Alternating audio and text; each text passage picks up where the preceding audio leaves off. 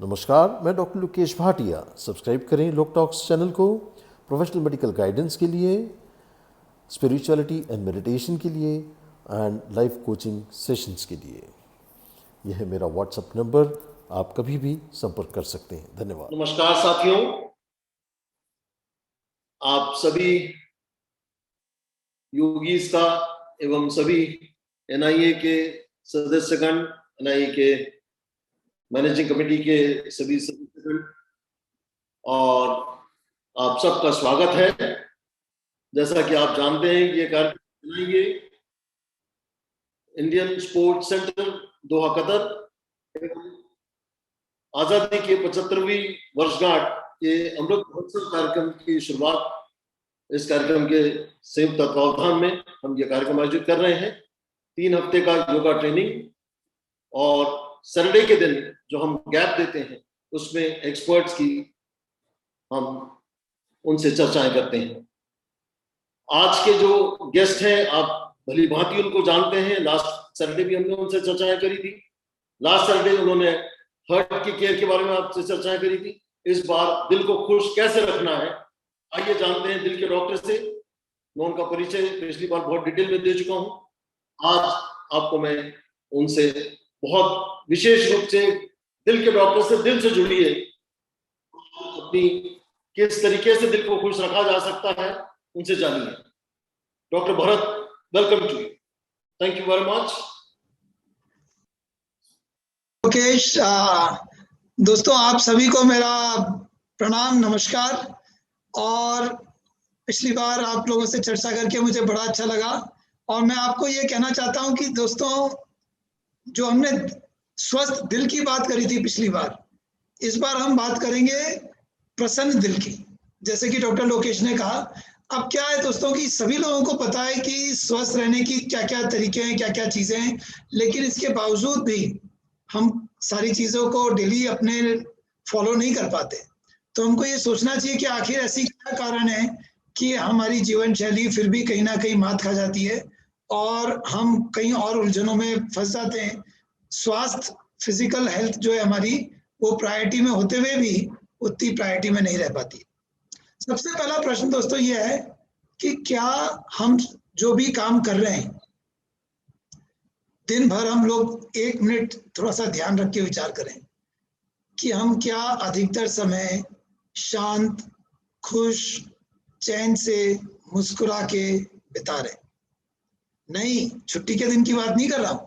Daily, शनिवार हो, रविवार हो कि सोमवार हो कि मंगलवार हो, क्या हमारा अधिकतर समय शांतिपूर्वक, चैनपूर्वक, मुस्कुराते हुए, गुनगुनाते हुए, आसानी से जाता है?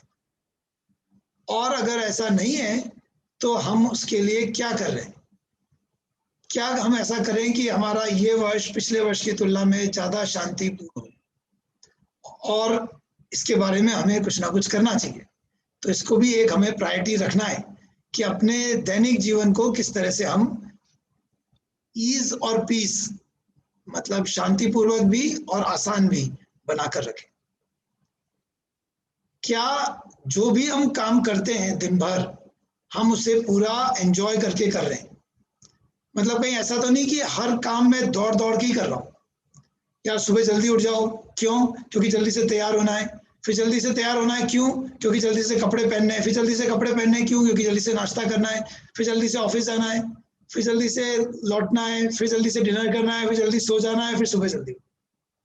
मतलब ऐसा हो गया ना ये तो कि हर एक्टिविटी एक आगे वाली एक्टिविटी के लिए एक पायदान हो गया, एक रिले रेस हो गई कि चलो ये करना है और फिर ये करना है और फिर ये करना है। तो जब भी जो कर रहे थे उसको फिर हम एंजॉय नहीं कर पाए ना। जबकि होना क्या चाहिए दोस्तों? होना तो ये चाहिए कि जब ब्रश कर रहा हूं तो क्या आनंद से ब्रश कर रहा हूं, जब नल बंद कर रहा हूं तो पूरे ध्यानपूर्वक नल बंद कर रहा हूं, जब अपना बदन पहुंच रहा हूं तो पूरी मस्ती में बदन पहुंच रहा हूं। अच्छा, एक बात बताएं, हम में से कुछ लोगों ने, ऐसे तो नहीं है कि पहले, आप में से कितने ऐसे लोग हैं दोस्तों जो अभी भी गुनगुनाते हैं? होता है ना, हम बाथरूम सिंगर हैं, very nice, I can see few hands. तो गुनगुनाना कम तो नहीं हो गया है? कहीं ऐसे तो नहीं कि लोग कहेंगे अरे क्या हो गया इसको यार, गुनगुना रहा है, इसको क्या हो गया? तो देखो दोस्तों, गुनगुनाएगा वो जो कि वर्तमान में है, जो कि अभी दिमाग को हटा के सिर्फ एंजॉय कर रहा है करंट मोमेंट को। तो हमें ये सोचना चाहिए कि क्या हमारा गुनगुनाना, क्या हमारे परिवार के सदस्यों का गुनगुनाना कम तो नहीं हो गया है? कहीं ऐसे तो नहीं कि सारे समय आप तैयार हो रहे हो, बाल बना रहे हो, लिपस्टिक लगा, छोड़ूंगी नहीं उसको मैं, मेकअप कर रहे हैं अपना, अच्छा खूबसूरत दिखने का कोशिश कर रहे हैं, अच्छा कल उसने मेरे साथ ऑफिस में ऐसे किया था, आज मैं नहीं छोड़ने वाली हूँ उसको। प्लानिंग तो ऐसी चल रही है, बदले की प्लानिंग, उसको कैसे हैंडल करना है उसकी प्लानिंग। तो इसका मतलब ये हुआ कि हम जहां पर हैं वहां नहीं हो पा रहे, मतलब हम उस क्षण को एंजॉय नहीं कर रहे हैं। और दिस इज अ इंसल्ट, ये एक तरह का इंसल्ट किया हमने उस हमारे क्षण का, जिस क्षण में मैं मौजूद हूं तो मैं उसका अपमान कर रहा हूं। तो आए दोस्तों, हम ऐसा जीवन जिए कि हम वर्तमान क्षण का अपमान न करें। तो ये मैं एक बहुत महत्वपूर्ण संदेश देने का प्रयास कर रहा हूं कि हम सब प्रयास करें कि वर्तमान क्षण का अपमान न करें। ये अपमान ही तो है कि अगर आप जहां पर हैं लेकिन आप सोच लगातार, तो देखिए दोस्तों क्या है कि लाइफ ना दो तरह के तरीके से, दो उसके एस्पेक्ट्स है लाइफ के। एक पहला लाइफ का एस्पेक्ट ये है जो कि प्रिडिक्टेबल है, जो कि लॉजिकल है, जिसके अंदर जो निर्धारित आप सोच सकते हो, जिसको कि आप थोड़ा सा नियंत्रण में कर सकते हो, जिसको जैसा करोगे वैसा होगा, इस तरह की आपकी कैलकुलेशन हो सकती है। और दूसरा जीने का जो एस्पेक्ट है वो अनप्रिडिक्टेबल है, जो कि तय नहीं है, जो कि निश्चित नहीं है, जो कि आपके करने और नहीं करने से उस पर जरूरी नहीं है कि वैसा ही फर्क हो, जो कि नियंत्रण में नहीं है और जो कि थोड़ा अनजान है, जो कि आपके कंट्रोल के थोड़ा बाहर है।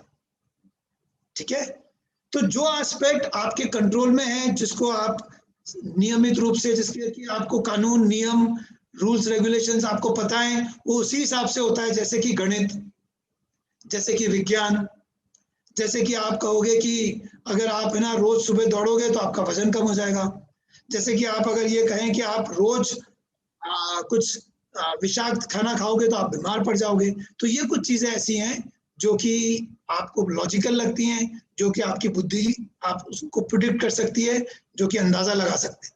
लेकिन फिर भी दोस्तों, जीवन में बहुत सारी चीजें ऐसी हैं जो कि प्रिडिक्टेबल नहीं है, जो आपके कंट्रोल में नहीं है, वो अज्ञात तरीके से होती है, अज्ञात तरीके से उनका उपज होता है, अज्ञात तरीके से वो आपको अफेक्ट करती हैं और वो आपके नियंत्रण में नहीं है। उससे आप परेशान हो जाते हो, वो आपकी बुद्धि को चैलेंज करती है, उसको आप आध्यात्मिक रूप में या अध्यात्म में लेना चाहते हो। तो हम ये सोचें कि जो चीज प्रिडिक्टेबल है उसके लिए हमने बहुत तैयारी कर रखी है, सारे स्कूल्स कॉलेजेस में पढ़ाना करना, सारे समय दिन से रात तक, जितने भी आप अपने ऑफिस में गणनाएं करते हैं, जो कि चार्ट्स बनाते हैं, जो टारगेट्स आप पैदा करते हैं, जो आप सब कैलकुलेशन करते हैं, वो सब उन्हीं चीजों के लिए। लेकिन एक बहुत बड़ी चीज अनप्रेडिक्टेबल है जो आपके और हमारे कंट्रोल में नहीं है, उस तरफ हमारा ध्यान कम जाता है, क्योंकि वहां दिमाग का ज्यादा रोल नहीं है। तो दिमाग को ऐसी चीजों पे बात करना भी पसंद नहीं है, दिमाग को तो ऐसी चीजों को मानना भी पसंद नहीं है।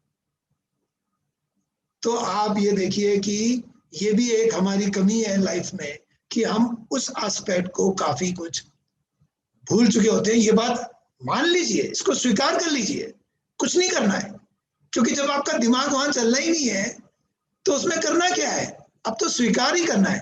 तो हमको ये स्वीकार करना पड़ा कि बहुत सारी चीजें हमारी लाइफ में हमारे कंट्रोल के बाहर है। तो कोई बात नहीं, उसका मतलब ये तो ना है कि आप दुखी होकर बैठ जाओ। हर चीज को कंट्रोल में रखने की जरूरत भी एक गड़बड़ है। हर चीज हमारे मुताबिक हो, हर चीज हमें बताकर ही हो, कोई अनजाने में नई चीज ना हो जाए, ये ऐसा विचार, ऐसी चाहना है, ये भी एक गड़बड़ बात है। अगर ऐसा ही होने लग जाएगा तो लाइफ के अंदर बहुत सारी खूबसूरती चली जाएगी। हम ये जो दौड़ते रहते हैं दोस्तों कि इसके बाद ये करें, हमको सोचना चाहिए आखिर ये कौन दौड़ा रहा है हमको, हमने ऐसा क्या गड़बड़ काम किया है। आप में से कितने लोग ऐसे हैं जो कि मर्डर वर्डर करके बैठे हुए हो, कि कोई पुलिस वाले आपके पीछे पड़े हुए हैं, कि कोई 200 करोड़ का लोन लेके बैठे हुए हो, कि कोई वीडियो वायरल हो गया है, क्या हो गया, कोई वारंट निकल गया है, क्या हो गया बताइए। फिर आप और हम क्यों दौड़ रहे होते हैं सारे समय, क्यों हम उस क्षण को जहां पर है उसको हम उसी तरह से एंजॉय ना कर पाए और सारे समय इस बुद्धि का, दिमाग का उपयोग ना करें। क्योंकि मैंने आपको बताया ना, बहुत सारा जगह लाइफ का ऐसा है जहां पे कि उसका उपयोग कुछ काम का नहीं है। तो ये जो दिमाग का उपयोग है, इसका हमको ओवर यूज करने से बचने का प्रयास करना चाहिए। चलिए दोस्तों, एक आपसे प्रश्न पूछते हैं, आप में से कितने लोग ऐसे हैं जो कि ये कह सकते हैं कि भैया मेरी लाइफ के अंदर कुछ गड़बड़ नहीं है, सब बढ़िया है, मुझे कोई कंप्लेंट नहीं है, सब कुछ ठीक है। तो बहुत कम लोग होंगे ऐसे। मानते हैं आप इस बात को कि अभी का अभी अगर हम आपको लिस्ट बनाएं तो 2 4 5 चीजें तो आप निकाल ही दोगे कि अरे डॉक्टर साहब अभी तो ये गड़बड़ है, इसको सेट करना, ये ठीक करना, फिर उसके बाद सब ठीक है। अच्छा चलिए, अब मेरा दूसरा प्रश्न है, आप में से कितने लोग ऐसे हैं जिनको इस क्षण में अभी कोई समस्या है, इस क्षण में अभी का अभी?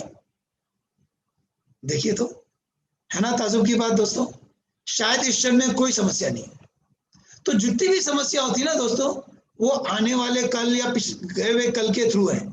पहले जो चोट खाई उससे संबंधित है, और आगे क्या होगा, कल मेरी काम वाली आएगी कि नहीं आएगी, कल मेरे बेटे का एडमिशन कहाँ होगा, कल मेरा उसका क्या होगा, वो इस क्षण में क्या तकलीफ है, आप बैठे हो उस वक्त क्या तकलीफ है, अभी मैं यहाँ बैठा हूँ इस वक्त मुझे क्या तकलीफ है।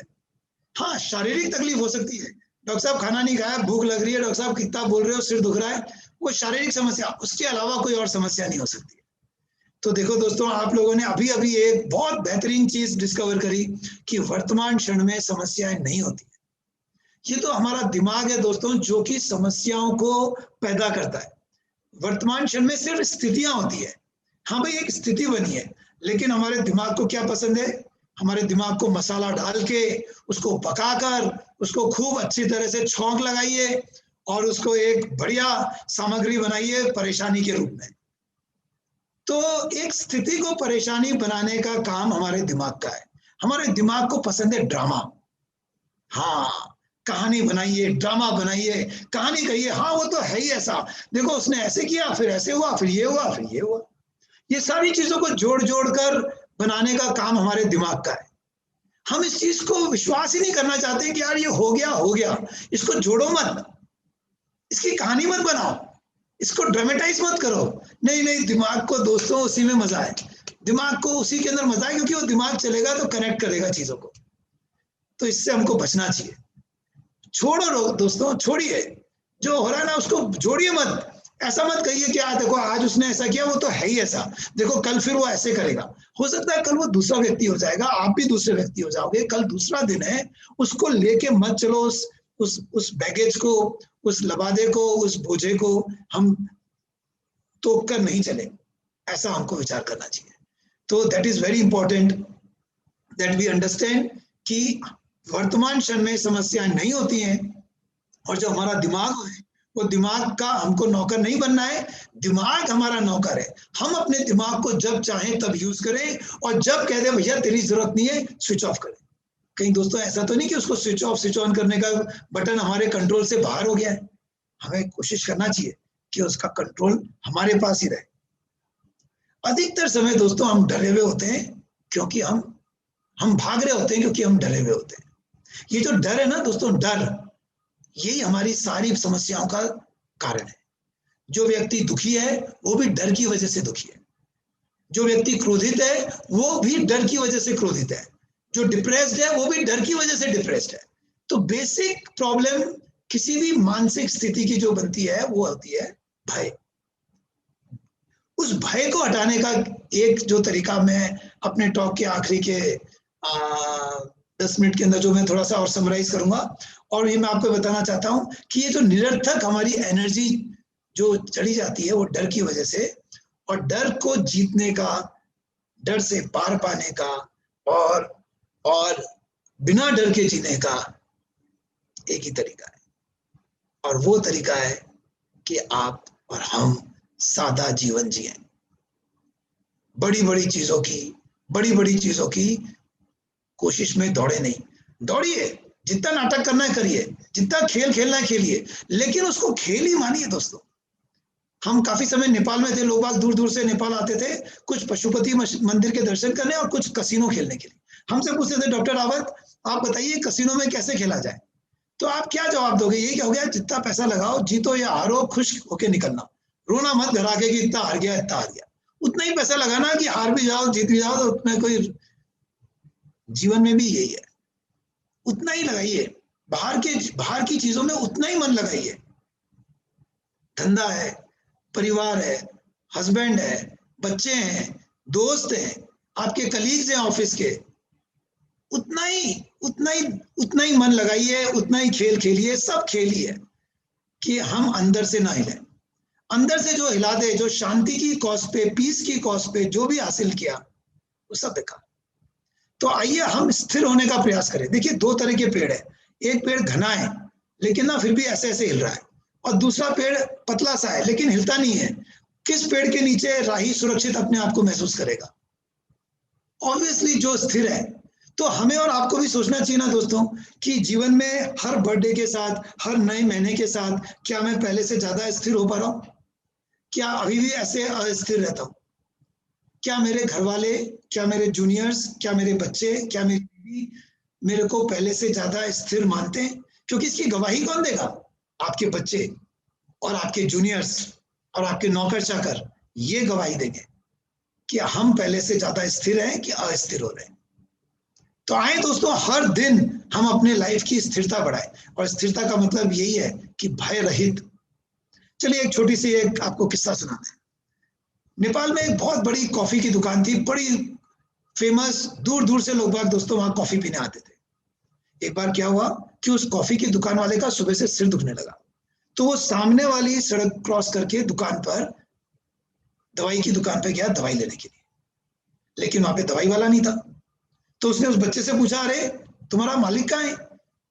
तो बच्चे ने जवाब दिया, भाई साहब हमारे दुकानदार साहब का सुबह से सिर दुख रहा था, तो वो सामने वाली दुकान पे कॉफी पीने गए। देखिए, कॉफी की दुकान वाला सिर दुखता है तो दवाई की दुकान पे जाए, दवाई की दुकान वाले का जब सिर दुख रहा है तो वो कॉफी की दुकान। इसका मतलब जो हमारे पास है हम उसे नहीं एंजॉय कर रहे और हम भाग रहे हैं। ऐसा किसी ने कहा कि वो है ना, नदी क्रॉस कर रहा था एक मॉन्क, तो यहाँ पे दूसरा एक बूढ़ा मॉन्क बैठा था, तो उस मॉन्क ने वहां से चिल्ला के कहा, hello I want to cross this river, I want to come to the other side, मैं दूसरी तरफ कैसे आऊं, मुझे मदद करो, मैं दूसरी तरफ कैसे आऊं, बहुत चिल्लाया। तो इस बूढ़े मॉन्क ने धीरे से देखा उसको, क्या बोल रहे हो, अरे मैं दूसरी तरफ कैसे आऊं, मुझे मदद करो। तो दोस्तों इस मॉन्क ने बड़े ध्यान से सुना, फिर कहा, अच्छा लेकिन तुम तो दूसरी तरफ ही तो हो, you are on the other side of the river, आप दूसरी तरफ ही हो, यहाँ आने की कोशिश क्यों कर रहे हो, आपको दूसरी तरफ जाना है ना, आप दूसरी तरफ ही हो, उसने कहा। तो ये कहानी हमको दर्शाती है कि हम जहां होते हैं नॉर्मली हम ठीक ठाक ही होते हैं, लेकिन दुनिया की कंडीशनिंग, दुनिया हमको सिखाती है जो बड़ा है वो अच्छा है, जो ज्यादा है वो अच्छा है। लेकिन दोस्तों बड़ा और ज्यादा बहुत चीजों में कैलकुलेट होता है और बहुत चीजों में कैलकुलेट नहीं होता है, और जिन चीजों को आप नाप नहीं सकते हो इसका मतलब ये नहीं कि वो महत्वपूर्ण नहीं है। आपकी नींद कैसी है, आपका मन कैसा है, आपके मन की शांति कैसी है, आप कितने खुश हैं, आप चिड़चिड़े तो नहीं है, इनको कैसे नापेंगे? और नाप नहीं सकते हैं इसका मतलब ये तो नहीं है कि ये महत्वपूर्ण नहीं है। लेकिन आप बैंक बैलेंस नाप सकते हैं, आप अपने स्टॉक्स को नाप सकते हैं, आप अपने टारगेट्स को नाप सकते हैं, आप अपने वजन और कोलेस्ट्रॉल और शुगर को नाप सकते हैं। तो इसलिए सारा ध्यान आपका उधर ही जाता है। लेकिन बहुत सारी चीजें ऐसी हैं, इनफैक्ट जीवन की अधिकतर ज्यादा जरूरी चीजें वो हैं जिन्हें नापा नहीं जा सकता। आखिर जीवन में महत्वपूर्ण है क्या? चलिए दोस्तों इस पे बात करता हूँ। क्या चीजें जीवन में महत्वपूर्ण है आप बताइए। अगर हम आपसे कहें कि जीवन में जो चीजें महत्वपूर्ण है वहीं तो हम समय दे रहे हैं, तो हमारा सारा समय कहाँ जाता है? चलिए ये प्रश्न लेते हैं, क्योंकि उससे पता पड़ जाएगा कि हम किन चीजों को महत्व दे रहे हैं।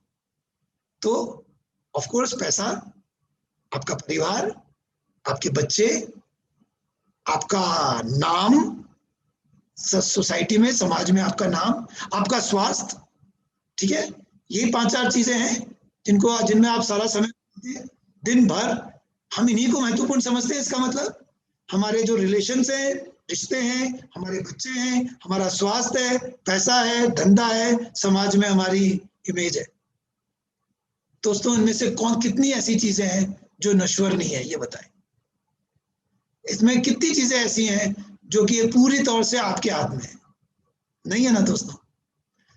तो इससे ये तय होता है कि जीवन में महत्वपूर्ण क्या है। इसका उत्तर यह है कि जीवन में बाहर की दुनिया में कुछ भी महत्वपूर्ण नहीं है। और इसी चीज को मानना, जानना और जीना कि बाहर की दुनिया में कुछ इतना महत्वपूर्ण नहीं है, यही महत्वपूर्ण है।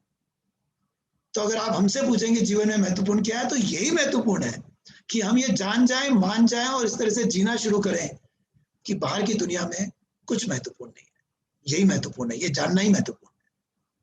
तो जब हम इस चीज को समझ लेंगे कि दुनिया की बाहर की सारी चीजें टेम्पररी है, यहां तक कि मेरा ये स्वास्थ्य, ये मेरा शरीर, अब देखिए कल मुझे कैंसर हो जाए, हार्ट अटैक हो जाए, कुछ और बीमारी हो जाए, तो क्या कीजिएगा? जैसे कि मैंने आपसे शुरू में कहा, जीवन में बहुत सारी चीजें आउट ऑफ कंट्रोल है, तो उन्हें स्वीकार ही करना है हमको कि हाँ चलो हम सहर्ष स्वीकार कर रहे हैं, ग्रेसफुली स्वीकार कर रहे हैं। उसमें ज्यादा दिमाग लगाकर रोना धोना, परेशान होना, पसीना बहाना, जरूरत से ज्यादा दौड़ना, परेशान होना बिल्कुल भी वाजिब नहीं है। तो शांति की कॉस्ट पे कुछ नहीं करेंगे।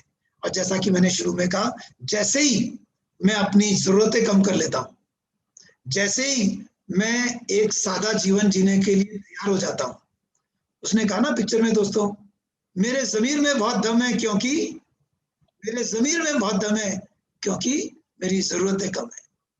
ठीक है ना? तो आपके ज़मीर में तभी दम होगा। आप उस नौकर को, उस मेड को कैसे परेशान कर सकते हो, उस स्टाफ को जो कि आपसे सैलरी ज्यादा नहीं मांगता हो, जो एक्स्ट्रा कुछ है बेनिफिट नहीं मांगता हो, वो आप उसको परेशान नहीं कर सकते, वो आपको परेशान कर देगा। जिसकी डिमांड्स नहीं है ना, उसको आप परेशान नहीं कर सकते।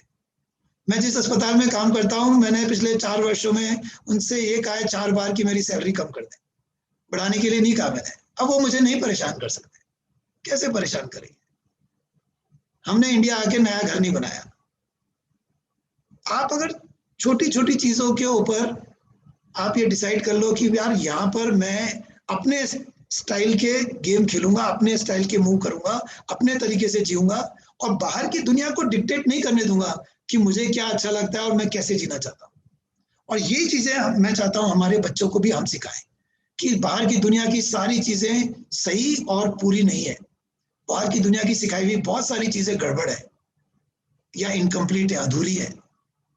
तो जो हम करें अपने हिसाब से करें, कानून मत तोड़िए, लेकिन जो आपको अंदर की शांति भंग नहीं करता हो वैसे काम करें। दोस्तों, आप बात करते हैं खुशी की, आप बात करते हैं प्लेजर की, सुख की। तो खुशी जो है ना, ये बिल्कुल टेम्पररी चीज है, बिल्कुल बाहर की चीज है। सुख जो है थोड़ा सा अंदर का है और थोड़ा लंबा है। ऐसे नहीं होता कि मैं 1 घंटे पहले सुखी था अब दुखी हो गया हूं। हाँ, 1 घंटे पहले खुश था अब खुश नहीं हूं, ये हो सकता है। 1 घंटे पहले सुखी था अभी सुखी नहीं हूं, ये नहीं है। सुख थोड़ा सा अंदर का है, थोड़ा सा लंबा है। आनंद और अंदर है, शांति और आनंद अंदर की चीज है, ये बाहर की चीजों से नहीं है, ये अंदर की चीज है। और देखो दोस्तों, जब आप खुशी की तरफ जाते हैं, जब हम सुख की तरफ जाते हैं, तो एक्चुअली हम सिर्फ अपने पर्सनल गेन की बात कर रहे होते हैं।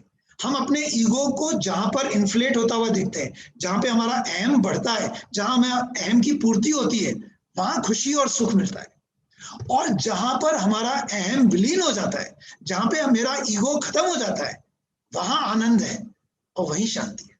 तो देखिए कितना अलग अलग रेस है, बिल्कुल अलग दौड़ है।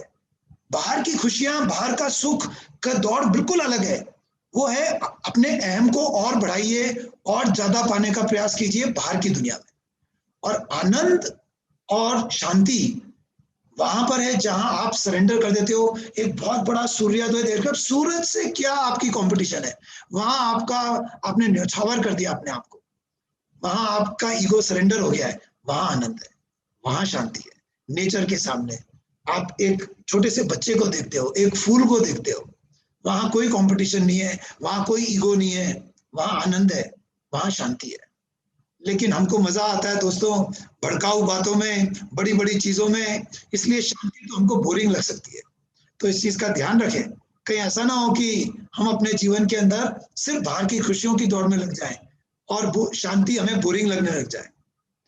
तो ये एक कारण होता है कि क्यों हमारा दिल हमें धन्यवाद नहीं दे रहा होता, दिल अंदर से ब्लिसफुल या आनंद में नहीं होता, क्योंकि हम कई बार छोटी छोटी चीजें डिमांड करने लग जाते हैं, बजाय इसके कि हम शांत रहना और मध्य में रहने की बात करें। लेकिन हमको इधर और उधर इस तरह की भड़काऊ बातों में ज्यादा आनंद आने लग जाता है और ये गड़बड़ बात है। मेरी तरफ से आप सबको बहुत बहुत शुभकामनाएं। अगर हम एक सिंपल लिविंग, सादा जीवन बिताने का प्रयास करें, रिएक्ट ना करें, रिस्पॉन्ड करें, एकदम से उत्तेजित ना हो, और इस चीज का ध्यान रखें कि मैं जिस क्षण में हूं उस क्षण में जो हो रहा है उसको भी एंजॉय करूंगा, सारे समय अपने दिमाग द्वारा, अपने माइंड द्वारा एक कठपुतली बन के नहीं जीऊंगा। मुझे लगता है तब हम एक अच्छे जीवन की शुरुआत कर सकते हैं और आसपास हमारे जितने लोग दूसरे हैं वो हमसे, हमारे नजदीक आकर शायद ज्यादा शांति को महसूस कर पाए और उन्हें लगे कि ये जीवन जैसा वो सोच रहे थे उससे ज्यादा बेहतर है। आए हम इसी तरह का जीवन जीने का प्रयास करें। नमस्कार।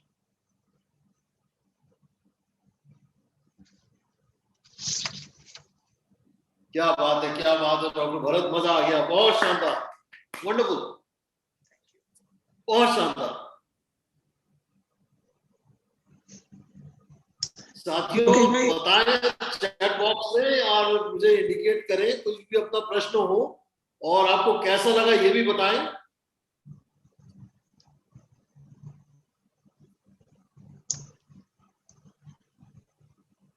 क्या विचार बने आप लोगों के सर का टॉक सुनने के बाद, आपको क्या लगा, शेयर करें अपने विचार। डॉक्टर लोकेश, मैं देख रहा हूं कि अगर कोई किसी का क्वेश्चन है। Amitabh Srivastava, good evening Amitabh ji, good evening Sejal ji, Aarti ji नमस्कार, सिंधु जी, आरती जी हा that's nice, yes nothing for now, totally agree, would appreciate a video recording. चलिए डॉक्टर लोकेश कर लेंगे। जीवन चलने का नाम, चलते रहे सुबह शाम, दैट्स नाइस, पीस, शांति, ट्रू, सच्चिदानंद। देखिए कितना अच्छा लिखा है। Aarti ji thank you, excellent excellent, nice doctor, thank you, very nice, appreciate recording, very very nice, beautiful session, very nice very nice very nice. देखिए अब ये वेरी नाइस पढ़ सुन के ना, ये मैं अपना ईगो नहीं इन्फ्लेट करना चाहता हूँ, ठीक है। तो ये जब आप वेरी नाइस कर रहे होते हो, मैं एक जगह पे मैं आपको बताऊं, जय कृष्णमूर्ति को पढ़ रहा हूं मैं, उनकी लाइफ एंड डेथ ऑफ जय कृष्णमूर्ति एक थोड़ी सी गंभीर किस्म की पुस्तक है पर अच्छी है। जय कृष्णमूर्ति ने दोस्तों अपनी लाइफ की शुरुआत में ही, वो आपको पता ही है कि 20-25 साल की उम्र से काफी लेक्चर्स देने लगे थे, विदेशों में बहुत लेक्चर्स दिए उन्होंने। तो उन्होंने कहना शुरू कर दिया था, भैया मेरे टॉक के शुरू में, बीच में, आखिरी में आप वाहवाही मत करना, तालियां मत बजाना। और वो क्या कहते थे, क्योंकि जब आप ताली बजा रहे होते हो तो आप उस चीज पे ताली बजा रहे होते हो जो आपको समझ में आ गई है। तो एक्चुअली ये तालियां आप खुद के लिए घर पे जाके बजा रहे ना, मेरे लिए ताली नहीं बजा रहे हो, आप खुद के लिए बजा रहे हो कि आपको कोई पॉइंट ऐसा है जो आपको लगता है हाँ ये मेरे को समझ में आ गया, तो खुद की समझ पे ताली बजा रहे हैं। तो ऐसा जय कृष्णमूर्ति जी का कहना था। बहुत बढ़िया बात।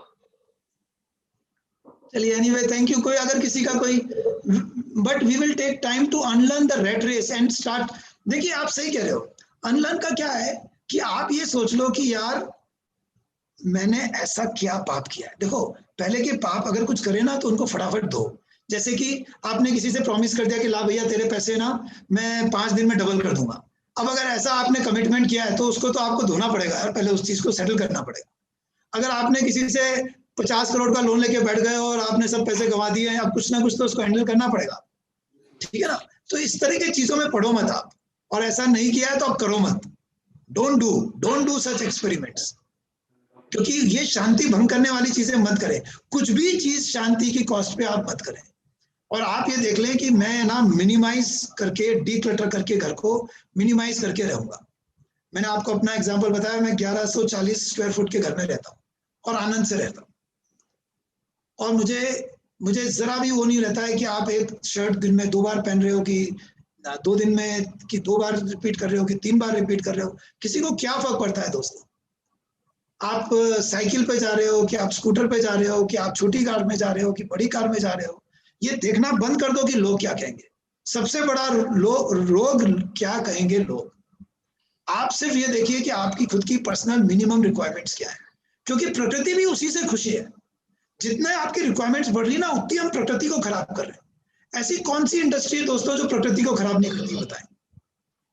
तो जब भी आप मार्केट से कुछ भी चीज खरीदते हैं, जब भी आप कोई चीज नहीं अपने लिए बड़ी लेते हैं, कोई भी एक बड़ा वो कर रहे होते हैं, आप इस चीज को समझो कि आपने प्रकृति पे फिर एक प्रहार किया है। तो हमें मिनिमाइज, ये मितव्यता ही नहीं, ये कोई वो नहीं है कि आप कुछ कंजूस हो रहे हो, पर आप ये देखो कि नहीं, मैं आप अपनी जरूरतें कम कर दो, तो सडनली सारी दुनिया आपके लिए खुल जाएगी। अब आपको भय नहीं है, अब आपको सिर्फ एंजॉय करना है। चलिए, आप सबको मेरी तरफ से बहुत शुभकामनाएं। मेरे अगले साथी आपके लिए तैयार हैं शायद टॉक के लिए। धन्यवाद doctor Bharat, thanks a lot for sparing so much of time. बहुत बहुत आभारी हैं हम सब आपके। बहुत आनंद आया आपको सुन के, बहुत अच्छा लगा। Thank you, thank you doctor Lokesh, thank you everyone, नमस्कार।